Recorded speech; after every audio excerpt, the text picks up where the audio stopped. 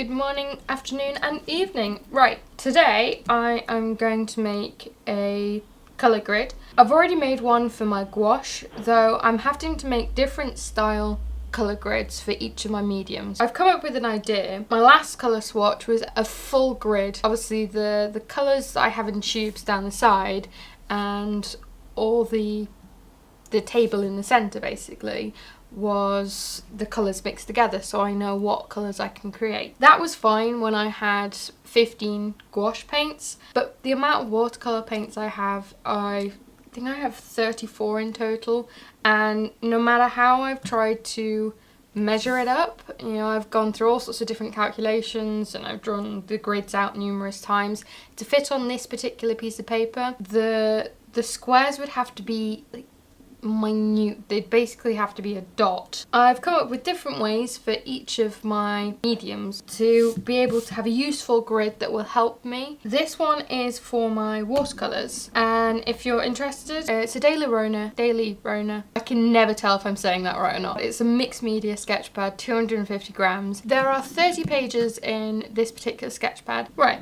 time to get started. So these squares are 3.5 centimetres wide by 2.5 centimetres tall. The gaps are 0.4 centimetres, so that's how long the tape is going to be. And unlike my other ones, I've actually drawn the grid out so that I can make sure that all the tape is straight. So let's move this out of the way. So what I've done is stuck 3 pieces of tape down. They're stuck along a rulered line so that I know that these pieces of tape are straight, because obviously masking tape can bend a bit. And then you can see these markings here. I've just measured out 0.4 centimetres on either side.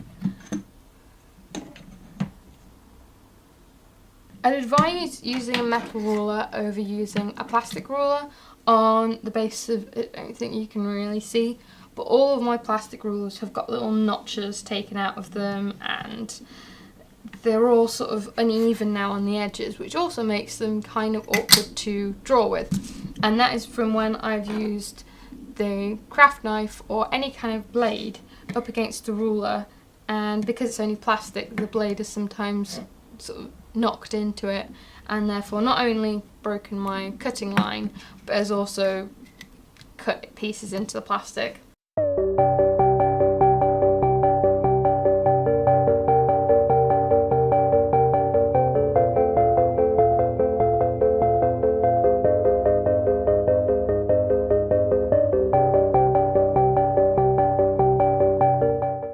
Okay, and when you're finished cutting, always remember to put your lid back onto your knife. All you do then is carefully, God, we can get all of it, carefully peel off each piece and stick it straight on. Also try and pull it tight.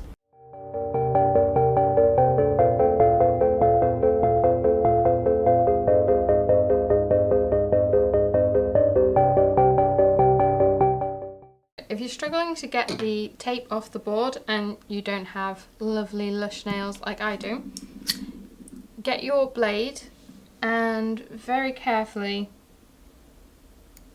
just slide it and pick at the edge of the tape till you've got a little lip sticking out, tiny little bit.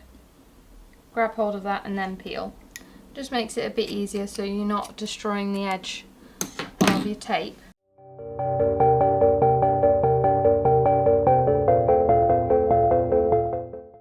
When you start doing these crossover pieces, you get these sections where the tape intersects. When you get these edges, use the side of your nail, or what else can you use? Probably use the edge of a ruler, yeah, and score along that edge of the tape where the two pieces meet. This stops the paint from getting into that corner and creating a messy corner, and that doesn't look pretty, believe me.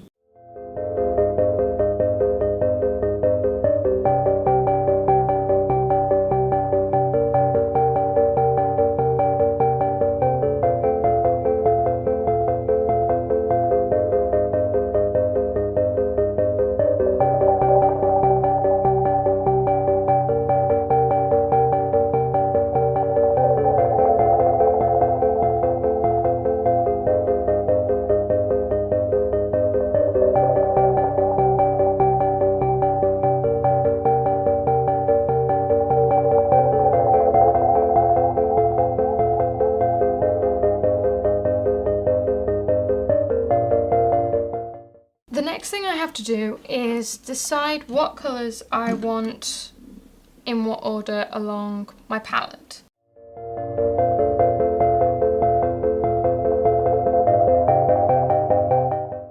Right, I've selected my order. This is the only peach I have. The point of this column will be skin colours, so it won't just be different types of peaches, it will be different types of skin colours.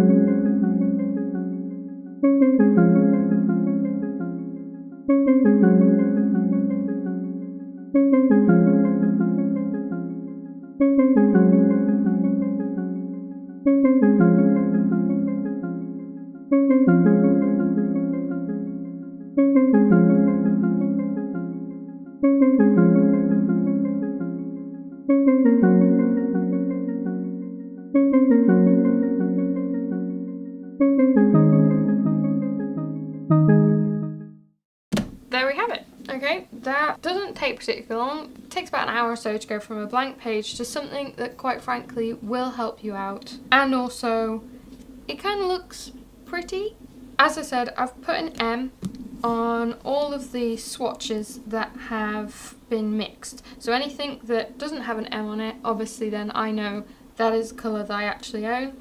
If I'm starting a painting and I want a colour that, as far as I can see on here, I don't have, that means that before I start I can go out and get that colour. And then even more useful is this. Nearly all of my characters tend to have the same sort of skin tones, and that's just because I only really would make one because I wasn't sure how to mix the others. If you want an easier way of remembering how you mix colours though, I will do that in another video. It's not that complicated, it's the same sort of deal as this, but I'll do it for colours that you generally have to mix. And that is it for this video.